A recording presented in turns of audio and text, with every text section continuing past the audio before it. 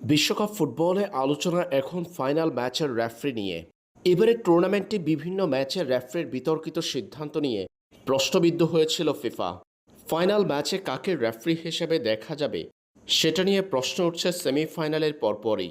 জানা গেছে বেশ কয়েকজন রেফারির নাম যারা কিনা ফিফার লিস্টে আছেন। ফাইনাল ম্যাচ পরিচালনার দায়িত্ব পাবেন কে, সেই প্রশ্নের উত্তরে উঠে আসে তিন নাম। পোল্যান্ডের সিমন মার্চিনিয়াক, স্লোভানিয়ার স্লাভকো ভেঞ্চেস, পাশাপাশি Brazilian referee Wilton Pereira Sampaio. এই তিন রেফারির মধ্যে ব্রাজিলিয়ান রেফারি উইলটন পেরেরা সাম্পায়োকে ফিফা বেছে নিয়েছে বিশ্বকাপের ফাইনাল ম্যাচের জন্য, এমন তথ্য গত সপ্তাহ থেকে বেরিয়ে আসছে ফুটবল গণমাধ্যমে। তবে ব্রাজিলিয়ান রেফারি উইলটন পেরেরা সাম্পায়োর পথে বাধা হয়ে দাঁড়িয়েছে আর্জেন্টিনা। মেসির বাধার কারণে নাকি ফাইনাল ম্যাচে ব্রাজিলিয়ান এই রেফারিকে নাও দিতে পারে ফিফা।